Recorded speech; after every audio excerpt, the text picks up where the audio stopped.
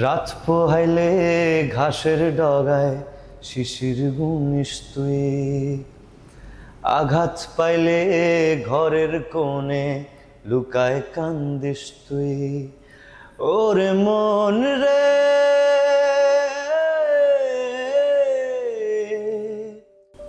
নমস্কার, আমি সুপর্ণা দত্ত। আমাদের জীবনের সবথেকে গুরুত্বপূর্ণ সময় হলো শৈশব।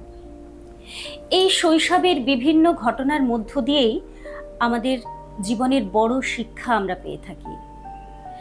এবার এই জীবনের ছোট ছোট স্বপ্ন, আশা, আনন্দ আসতে চলেছে বড় পর্দায়। দাঁতের লড়াই।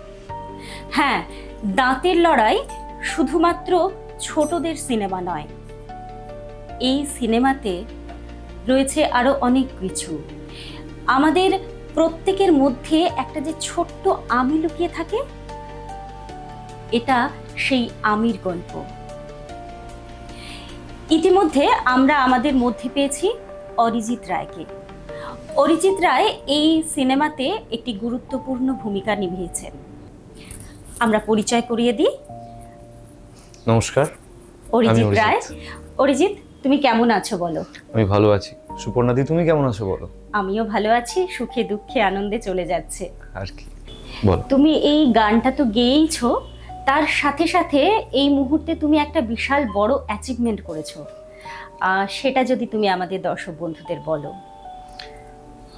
আমার খুব আনন্দের জায়গা একটা, আকাশ আর্ট চ্যানেলে আকাশে সুপারস্টার বলে একটা রিয়েলিটি শো হয়, সেখানে আমি রিসেন্টলি চ্যাম্পিয়ন হয়েছি হাওড়া জেলা থেকে। তো অবভিয়াসলি আপনাদের সাপোর্ট ছাড়া এটা সম্ভব হতো না কখনোই। তো আমি খুব আনন্দিত। আচ্ছা, এই মুহূর্তে না আমার এই দাঁতের লড়াইয়ের যে গানটি তুমি গেয়েছো ভীষণ শুনতে ইচ্ছে করছে। যদি তুমি 2 লাইন অন্তত গেয়ে দাও।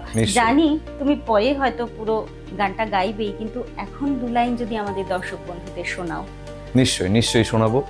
এবং আমি তার আগে একটা কথা বলতে চাই, সুপর্ণাদি, দাঁতের লড়াই সিনেমাটি যিনি ডিরেক্ট করেছেন বিপ্লব কয়াল, হ্যাঁ, উনি এত সুন্দরভাবে পরিচালনা করেছেন সমস্ত কিছু। আমি সমস্ত দর্শক বন্ধুকে রিকোয়েস্ট করতে চাই, সিনেমাটি 27শে জুন রিলিজ করছে, আপনারা প্লিজ নিকটবর্তী সিনেমা হলে গিয়ে সিনেমাটি একবার দেখুন। আমি ছোট্ট করে শোনাই 2 লাইন, পরে হয়তো আবার পুরোটা কখনো শোনাবো। হ্যাঁ। রাত পোহাইলে ঘাসের ডগায় শিশির বুনিস তুই, আঘাত পাইলে ঘরের কোণে লুকায় কান্দিস তুই। ওরে মন রে,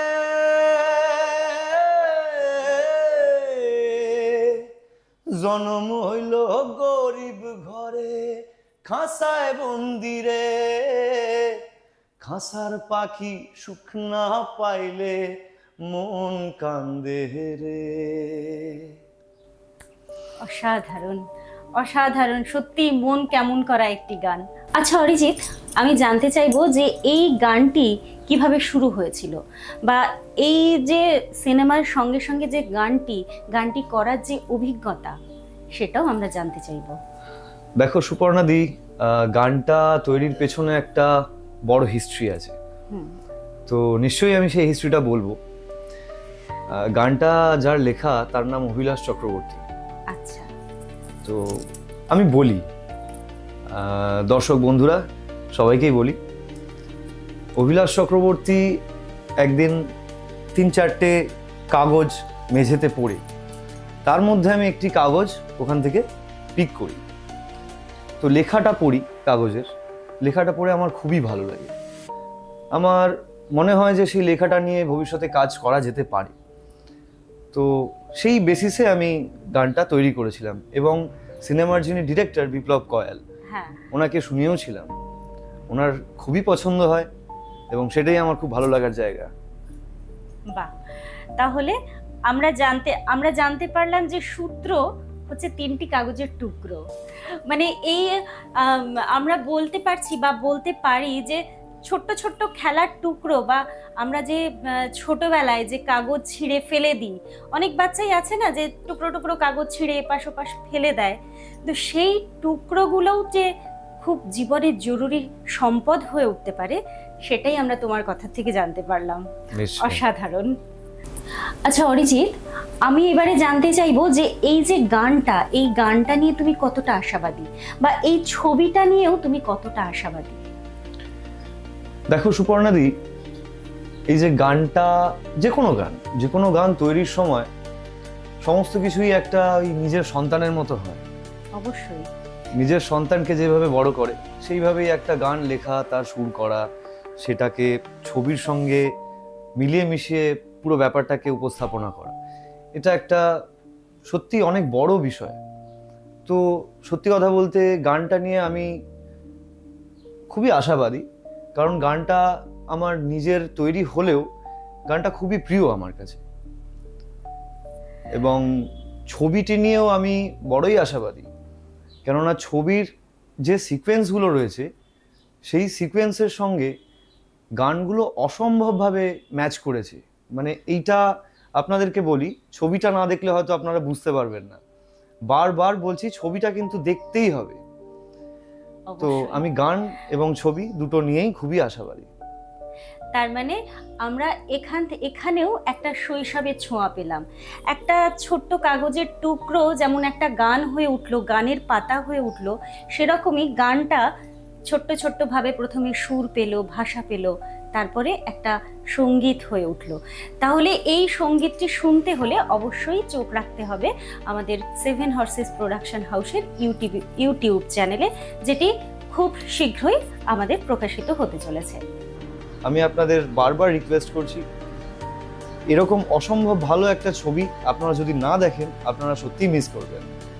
তো 27শে জুন রিলিজিং ডেট, আপনারা প্লিজ সবাই ছবিটি দেখবেন।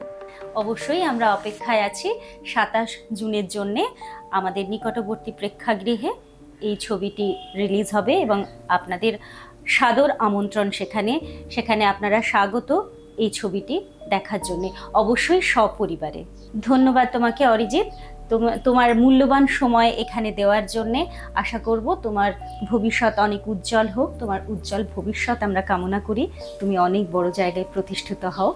অনেক অনেক ধন্যবাদ। থ্যাংক ইউ সো মাচ সুপর্ণাদি, আন্তরিক অভিনন্দন রইল, এবং আপনাদেরকেও অশেষ ধন্যবাদ আমাকে এইভাবে সাপোর্ট করার জন্য এবং দাঁতের লড়াই ছবিটিকে এতটা ভালোবাসা দেওয়ার জন্য। Thank you.